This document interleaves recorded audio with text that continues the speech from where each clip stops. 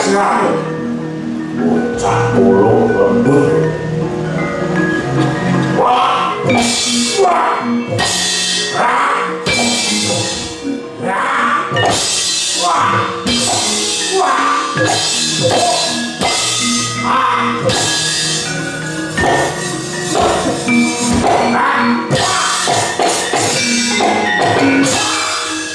Duryudana ora bakal gelem mati. Yen ora bareng karo matine Patih Sengkuni. Golek ana batane Sengkuni lolohan cangkeme Duryudana.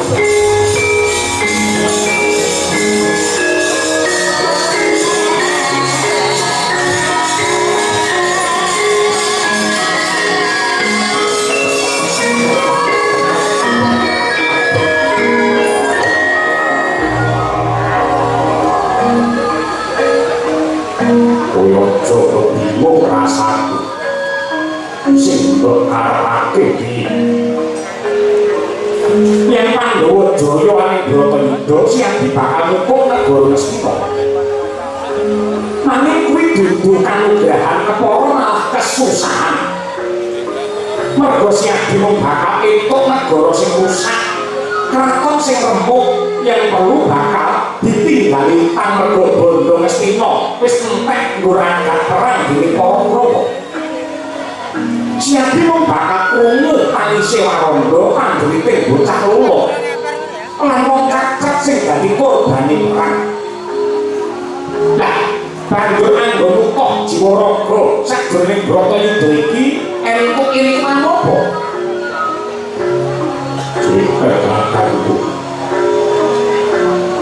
Kowe ditakon apa pengen cacaki karo ati lewat udara. Eliko menungso lair yen ora ngomong apa.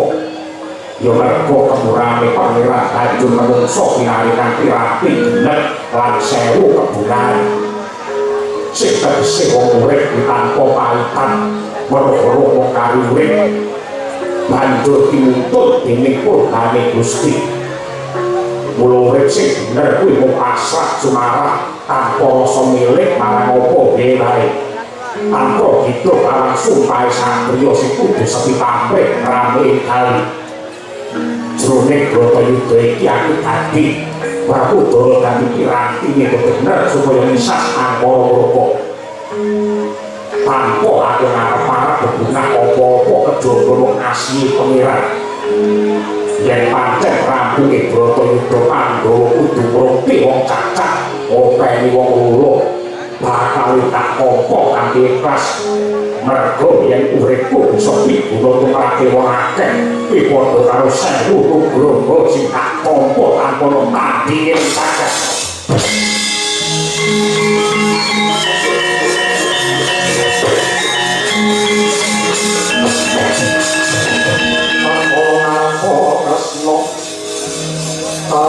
Angkulos andokroe Prasiwa caknawi soto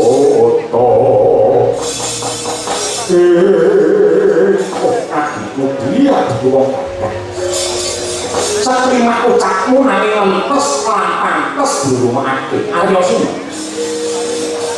Kowe kuwi aran-aran guneman nanging lan kok gelem omong kok nentrake rasa. Nadyan kowe iki ada gowa-gowa bledeni. Nanging bagimu isi mutiara ingkang tulus lan suci.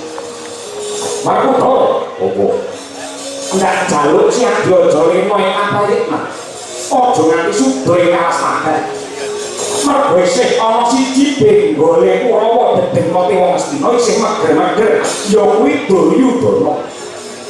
Ing pungkasane Bratayuda iki sira yali Werkudara ndak kepitan kudu bisa ngadeg jejeg minangka pandang panggone kautaman lebur marang sukasaning bumi lho.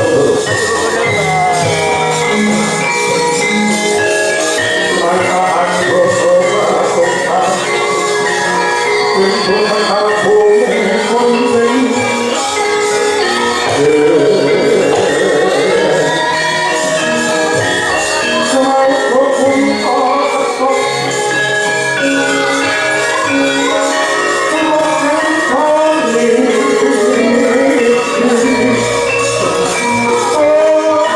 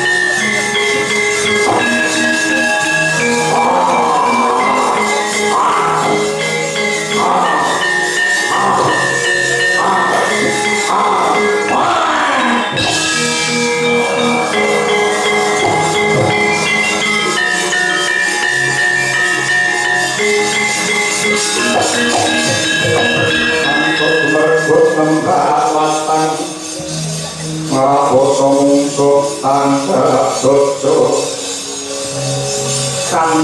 tahu saya tetapi